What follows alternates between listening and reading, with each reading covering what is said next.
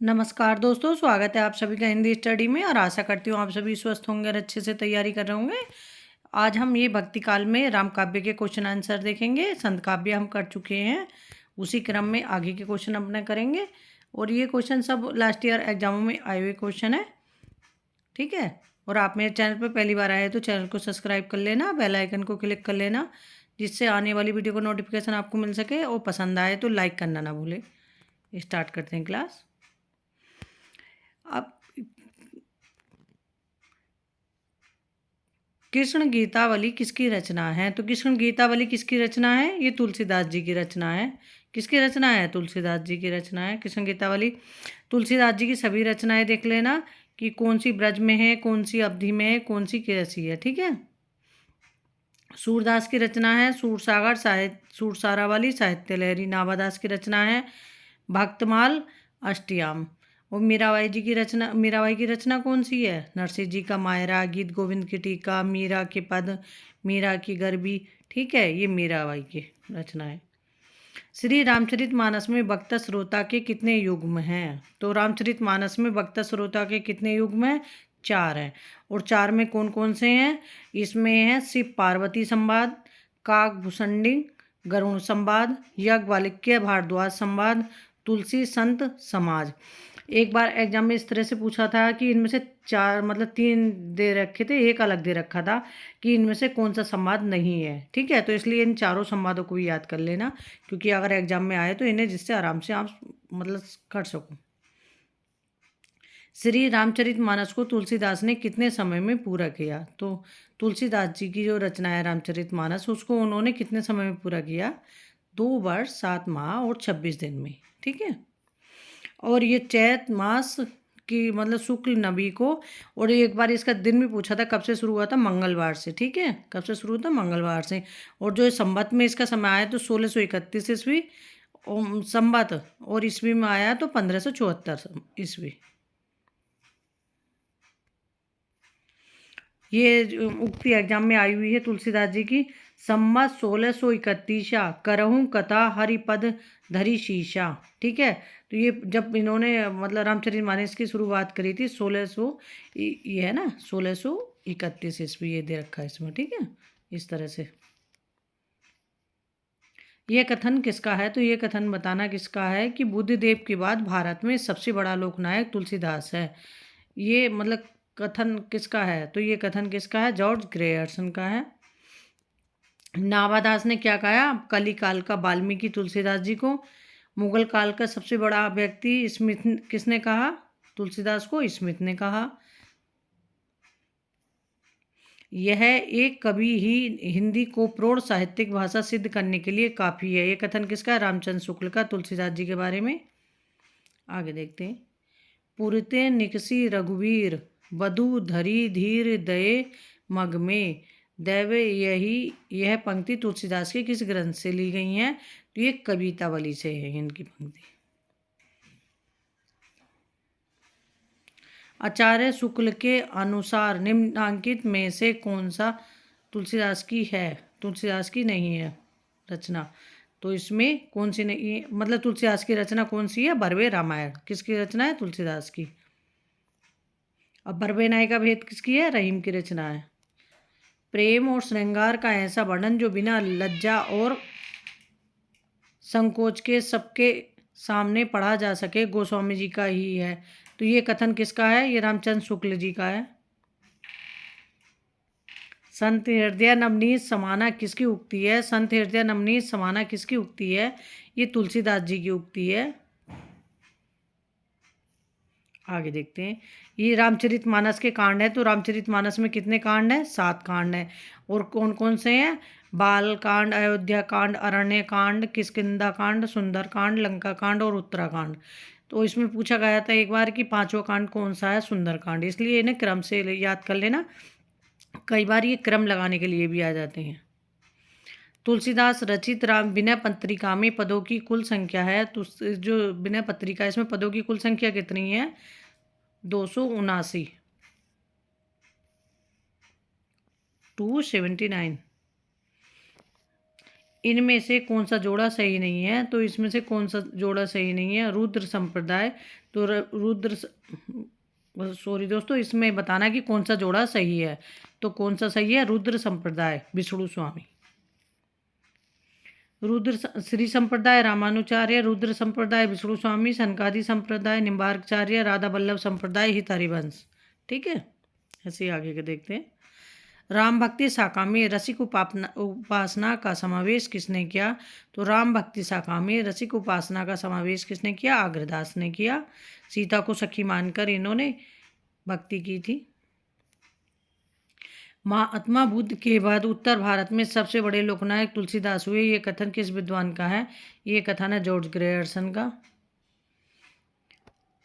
यह एक कवि ही, ये हिंदी को प्रौढ़ साहित्यिक भाषा सिद्ध करने के लिए काफ़ी है। कथन है रामचंद्र शुक्ल का। भारतवर्ष का लोकनायक वही हो सकता है जो समन्वय करने का विराट अपार धैर्य लेकर आया हो। ये पंक्तियाँ किसकी हैं? हजारी प्रसाद द्विवेदी जी की हैं, तुलसीदास जी के संबंध में। इनमें से तुलसीदास की किस रचना की भाषा अवधि नहीं है? तो इसमें कौन सी रचना है जिसकी भाषा अवधि नहीं है? वो है कवितावली। आगे देखते हैं। भाषा निबंध मति मंजुल मातनोती किस कवि द्वारा रचित श्लोक का अंश है? ये तुलसीदास के द्वारा। इनमें से ज्ञानश्रेय शाखा के कवि नहीं है। तो ज्ञानश्रेय शाखा के कवि कौन नहीं है? अग्रदास नहीं है। राम भक्ति शाखा के कवि है ये।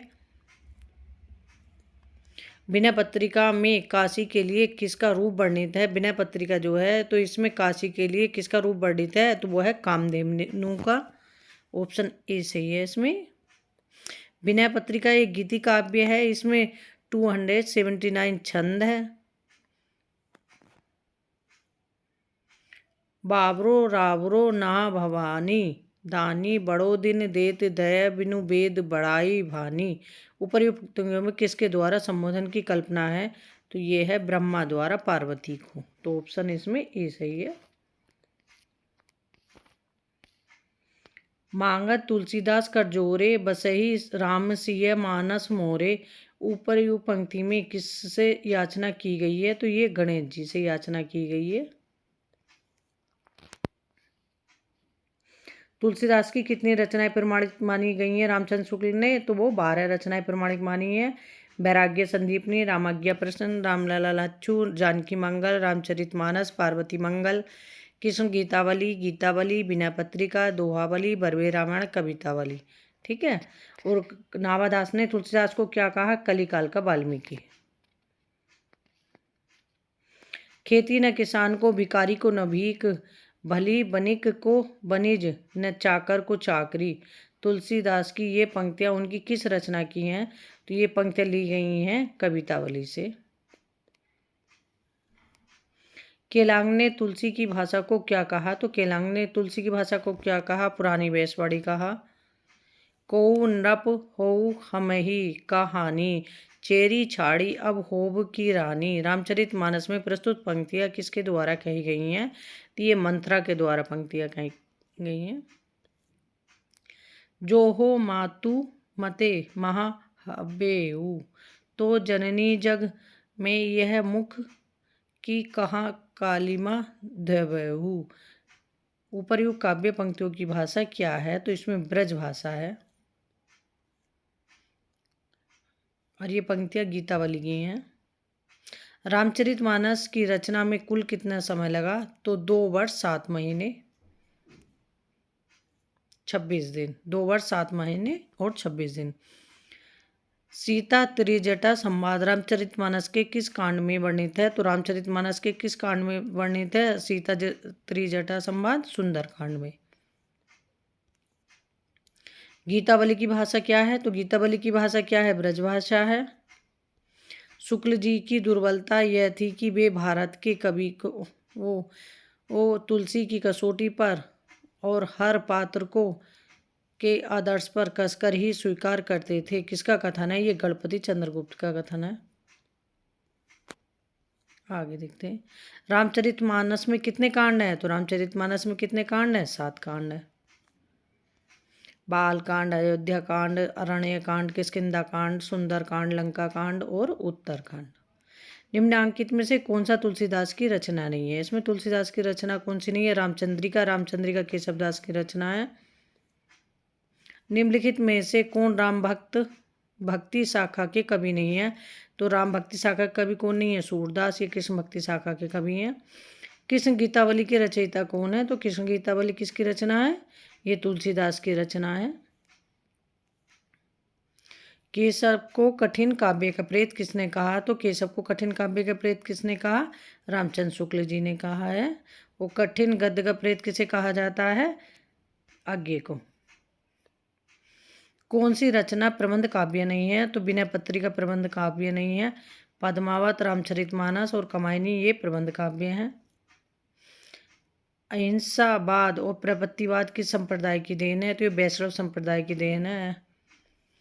विनय पत्रिका की भाषा कौन सी है? तो विनय पत्रिका की भाषा कौन सी है? ब्रज भाषा है। नीचे दी गई रचनाओं के आधार पर उत्तर दीजिए। दोहावली, हनुमान नाटक, राम ध्यान मंजरी, वैराग्य संदीपनी किस विकल्प में सही रचनाएं तुलसीकृत नहीं है? तो ये ऑप्शन बी है, 2 और 3। ठीक।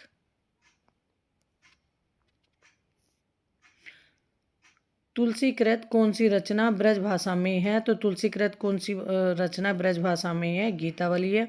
देखो इसमें क्वेश्चन कितने रिपीट हो गए कि ब्रज भाषा में कौन सी रचनाएं हैं और इनकी अवधि भाषा में कौन सी रचना है। तो इस तरह से अपना याद कर लेना। और 4 रचनाएं इनकी ऐसी है जिसमें 7 कांड भी हैं। इस तरह से कि किसमें कितने क्या हैं अच्छे से देख लेना, तभी इस चीज़ें मतलब क्लियर होंगी आपको, क्योंकि तुलसीदास जी से रचनाओं से क्वेश्चन बनते ही बनते हैं एग्जाम में। ठीक है। और ये सब अपना लगातार मेहनत करते रहो। उतार चढ़ाव सभी के जीवन में आते हैं, कभी सुख है, कभी दुख है, कभी परेशानी है। जितना टाइम मिले उस टाइम को, लेकिन ये है कि मैनेज करो कि ज़्यादा से ज़्यादा टाइम अपना पढ़ाई के लिए दे सकें। ठीक है। थैंक यू दोस्तों मेरे वीडियो देखने के लिए।